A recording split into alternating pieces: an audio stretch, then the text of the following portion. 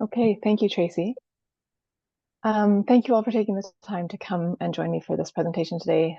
Today I'm going to be reviewing my readings for my research topic of trauma resiliency training for caregivers in youth mental health services.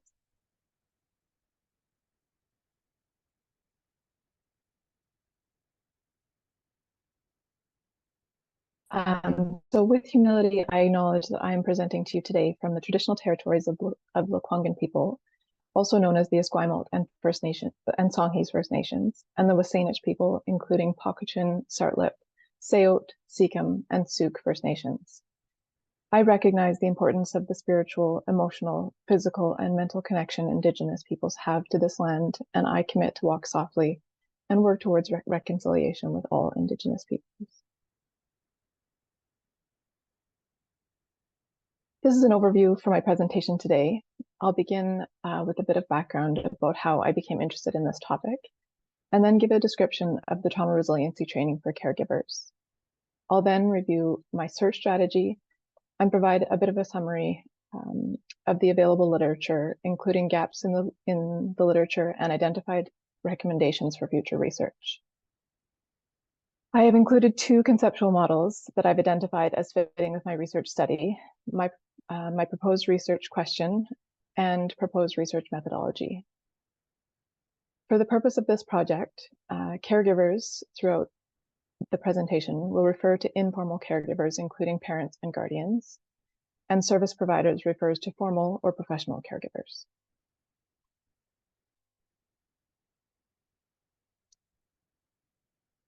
While working with youth with enduring mental health and substance use concerns, I became interested in the experience of caregivers, particularly what seemed like a common experience among caregivers of waning hope and a need for increased supports in order to be able to continue to provide care. Caregivers are essential to the positive outcomes for youth in this population, so being proactive to reduce the likelihood of parents and caregivers reaching this desperate moment and being ready to respond to their needs when they express the potential of relinquishing care is critical. I became interested in what these caregivers need at this particular time and what we are currently doing as a health authority to provide support to caregivers of youth with enduring mental health and substance use concerns. I became aware of a program called the Trauma Resiliency Training, or TRT, that was being delivered to caregivers by a counselor and a caregiver peer support worker from Foundry, Victoria. This program had been created when a group of parents in Victoria had expressed a need for additional support. They identified themselves as acting as first responders at times in their own homes, so worked closely with Dr. Tim Black and Alex Sterling from the Department of Education at the University of Victoria, and Jen Harrison, a student in the Master of Child and Youth Counseling, to adapt a training Dr. Black had originally developed for folks in military service and in professional first responder roles. The TRT is a training that incorporates a number of foundational theories and therapy models to offer psychoeducation to caregivers about the effects of trauma on the body, how people exposed to trauma become traumatized, and skills for dealing with traumatic events in the moment. It also provides education about the competing needs of protecting oneself or protecting one's child, and how to respond to others who may be dealing with the impact of traumatic exposure so as not to compound this exposure. The caregivers collaborated in the adaptation of this version of the TRT with the intent to support other families with their specific caregiving needs. The foundational pillars of the TRT are the BETTER model, the BETR model, the trauma formula, and the FORGE process. The BETTER model provides a way of understanding the effects of trauma from a body level, an emotion level, a thought level, and a relational level. This model incorporates work by Paul Conti, Pat Ogden, and Bessel van der Kolk to explain how trauma is experienced in the body, the role emotions play, and how starting from the bottom with body-based strategies can be an effective first tool for getting back to more cognitive-based strategies and reprocessing.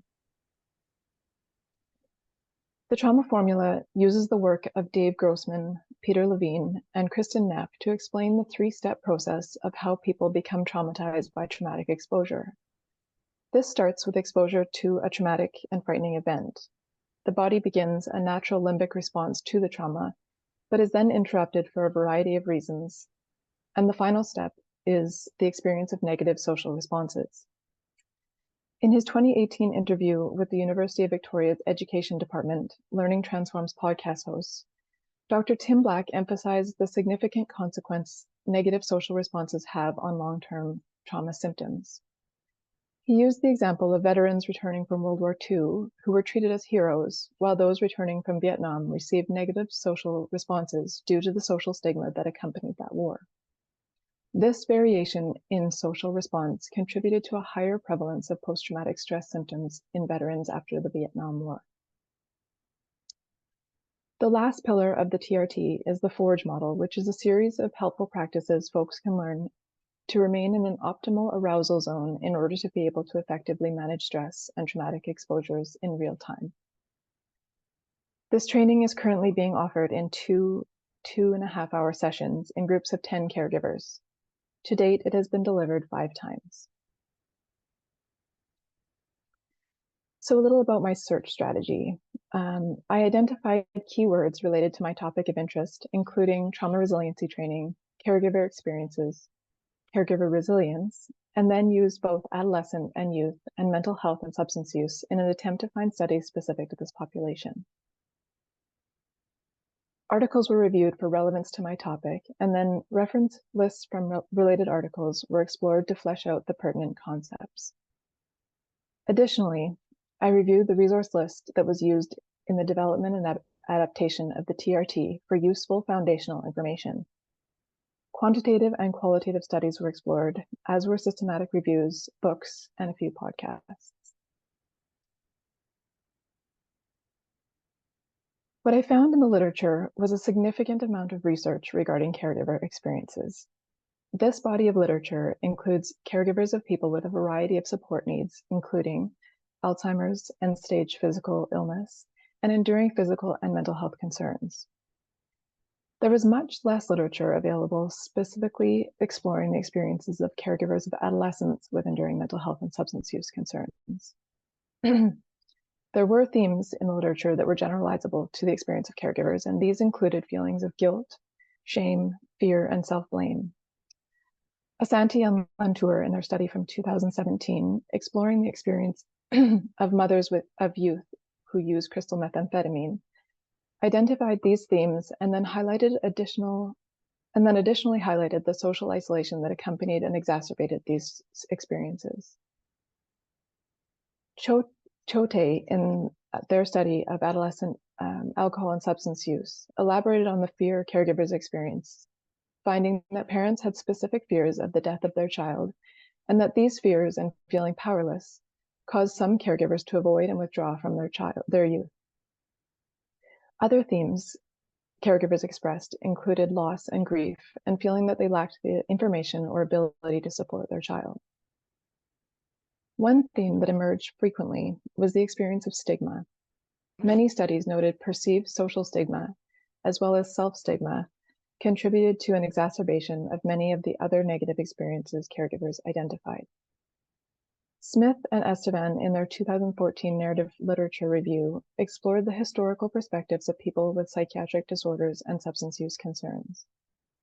People with these diagnoses were often viewed as morally flawed and lacking in personal strength. This historical stigma can persist in the present day and contributes to negative social responses, as well as the internalized stigma caregivers continue to experience. All of these themes are impediments to caregiver resilience. In Brown's 2006 grounded theory study, in which she developed the shame resilience theory, shame was found to be a common experience in parenting and caregiving and led to feelings of loss, powerlessness, and isolation. She described shame as a psychosocial cultural construct, as it is an emotional experience inextricably linked to relationships, connection, and tied to a real or perceived failure to meet cultural expectations. Experiences of shame, guilt, and powerlessness reduced resiliency, and interventions to improve empathy, connection, power, and agency were all found to increase shame resilience.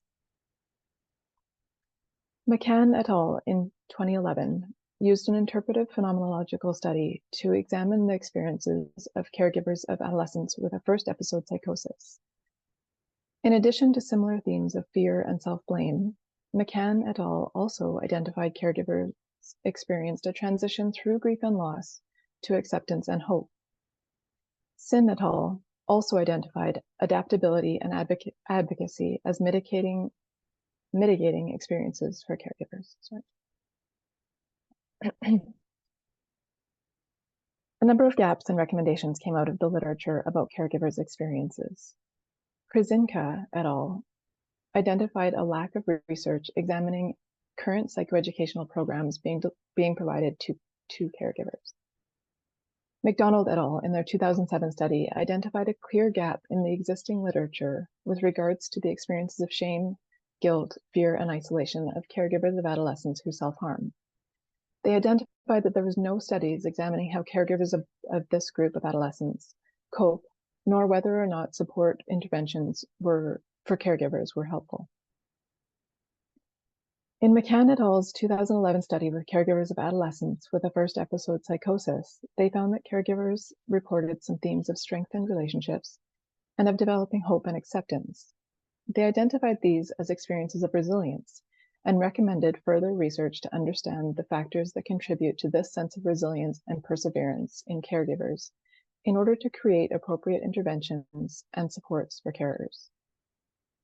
Asante and Lantour noted a lack of research into the experience of caregivers who are supporting adolescents who use substances, and Ip and McKenzie identified the need to further explore caregiver experiences in order to develop nursing interventions that promote caregiver resilience. Even with a large body of research into caregiving, there is a lack of research specific to caring for adolescents experiencing mental health and substance use concerns. In the literature that exists for this population, further research into caregiver resilience has been recommended, as well as further studies to understand caregiver experiences with a goal of developing effective nursing interventions to promote caregiver resilience.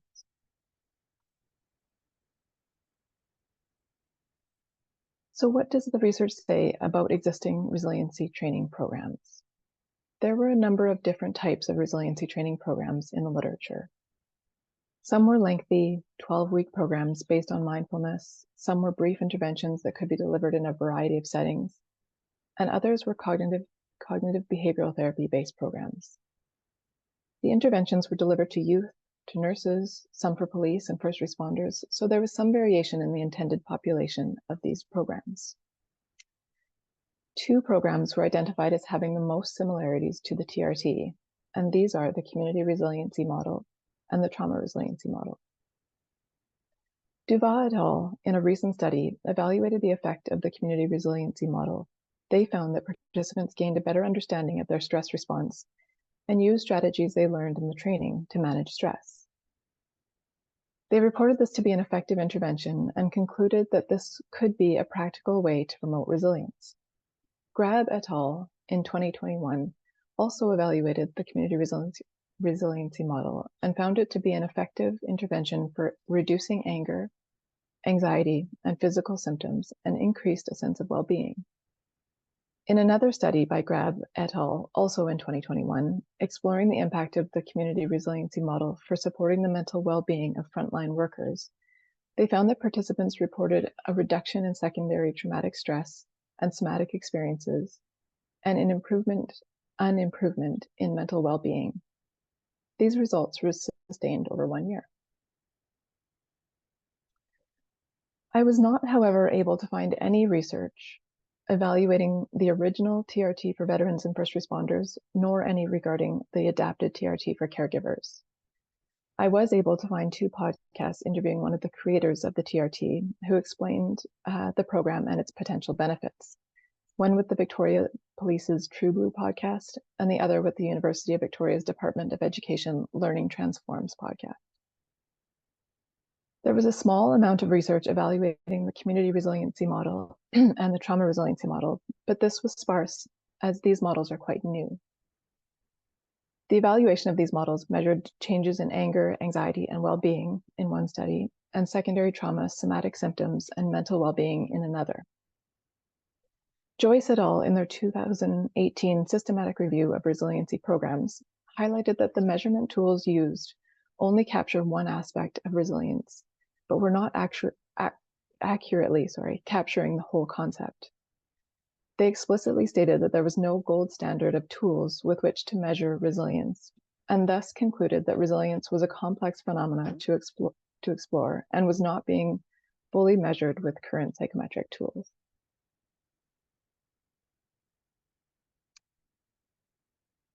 The third area I explored in the research was resilience. Resilience became a big part of my search, as the trauma resiliency training is intended to increase first responders' ability to withstand and bounce back from inevitable repeated traumatic experiences. So I thought it was important to have a better understanding of this concept. Resilience has been researched extensively. It is a word and concept with a complex history.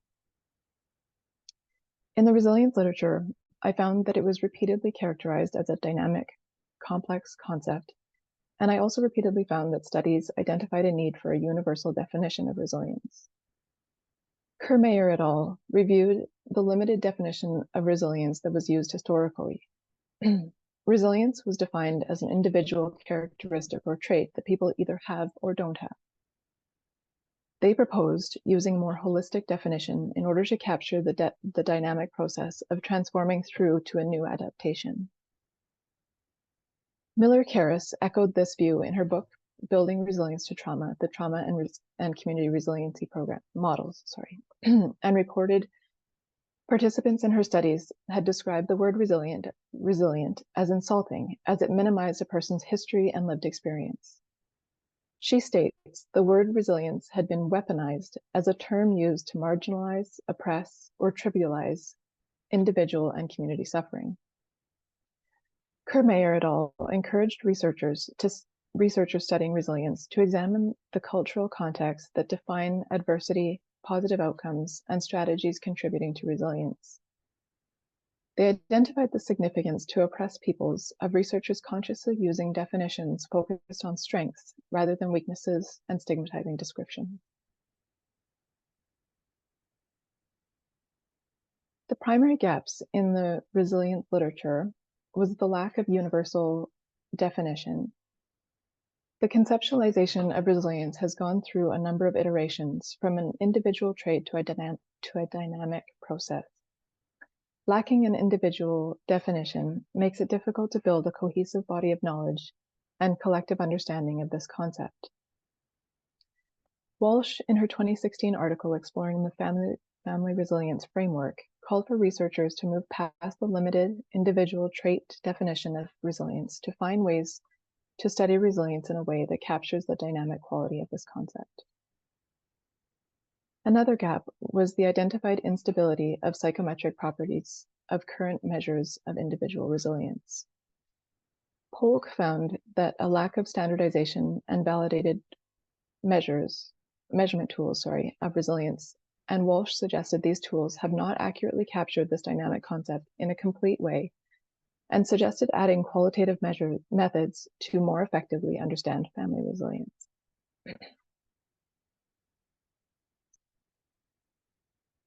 I was able to find two potential conceptual frameworks. The first is the community resilience model, which was developed by Miller-Karras. It uses a holistic definition of resilience that includes a kaleidoscope of concepts. Miller-Karras explained that resilient individuals are compassionate, empathetic, and cultivate well-being by acknowledging their own strengths and assets. They appreciate culture, embrace diversity, and make space for human suffering, current and historical.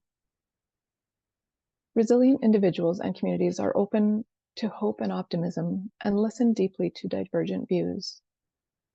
She defines resilience as an individual's ability to identify and use individual and collective strengths in living fully with compassion in the present moment and to thrive while managing the activities of daily living. The community resiliency model is a program that has many similarities to the trauma resiliency training. The three elements of this program are helping folks to understand stress reactions in biological terms, to distinguish between physical sensations of distress and well-being, and to use sensory awareness skills to deal with difficult situations. There's increasing use of the community resilience model, and recent research has shown it to be effective for improving different concepts important to resilience. These studies could guide my research of the trauma resiliency training. The second conceptual framework is the family resilience framework. Walsh describes resilience as more than coping with or surviving an ordeal. Resilience involves positive adaptation, gaining or regaining the ability to thrive with personal and relational transformation and positive growth forged through the experience. In her 2016 article, Walsh proposed that in a family resilience framework, families are viewed from a biopsychosocial orientation, which allows for including multiple influences and the interaction between individual, family, community, and larger systems when exploring resilience. She expressed that experience of adversity and resilience will have both unique and common features, and identified 9 key processes in family resilience, which could inform interview questions and provide a framework for examining resilience in caregivers. Walsh also described a mapping of family resilience, which allows for an exploration of resilience that highlights the dynamic quality of the concept. This is an intriguing way to view resilience, particularly in caregivers, and using a framework that captures the fluid quality of resilience could contribute to more fulsome understanding. There are, of course, strengths and challenges with each of these conceptual models, so I will continue to weigh these and will collaborate with my committee members to choose a framework that will be the best fit for my study.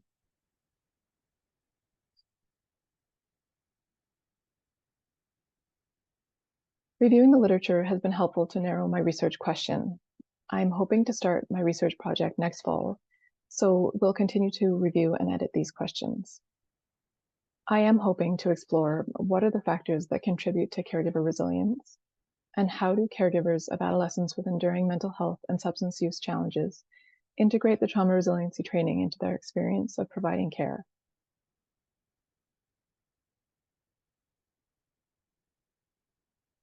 In my review, I considered phenomenology, interpretive description, and a quantitative pretest post-test design.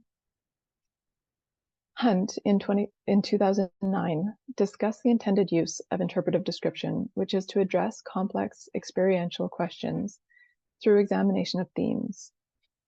Caregivers' experiences include complex emotional experiences of shame, self-blame, grief, stigma, and resilience. My hope is to examine these complex concepts and integrate the data collected in my study with the knowledge that currently exists about caregiving. Concepts like shame, stigma, and resilience can have different definitions in communities and cultures. Ocean, in their 2022 article about the anti-oppressive tenets of interpretive description, stressed the importance of acknowledging past definitions and the impact those definitions have had on oppressed peoples, and encouraged research that captures the experiential knowledge of those impacted by a phenomena under study. Interpretive description allows for variation, complexity, and individual experiences, and can be an effective way to study these complex constructs. In a study evaluating how our current practice is meeting the needs of caregivers, I'm hoping to be able to generate a deeper understanding of caregiver experiences, needs, strengths, and capacity for resilience, and use this subjective experience to inform practice. Thompson, Burdine et al. Identify this as the goal of interpretive description. Thus, this methodology is aligned with my research aims and objectives. I am proposing to design a study using interpretive description in order to further explore the experience of caregivers and resilience, and co-create an understanding of what enhances that resilience. I'm hoping to recruit caregivers who have participated in the trauma resiliency training with a letter inviting them to participate, and plan to collect data using individual interviews.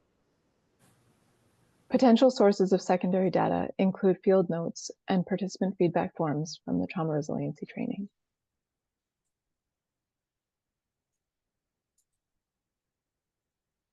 So through my review of the literature, I found that there is a need for further research regarding the experience of caregivers with adolescents with enduring mental health and substance use concerns, that there is no research exploring the trauma resiliency training for caregivers, and that concepts related to caregiver experiences are complex and can be difficult to measure.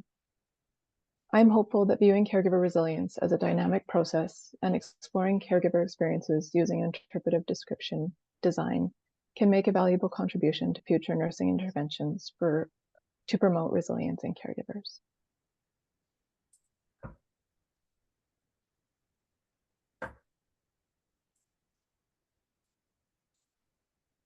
Okay, those are my references. And thank you so much for joining me today. And I've left my email address there in case anyone wants to reach out with any questions or comments.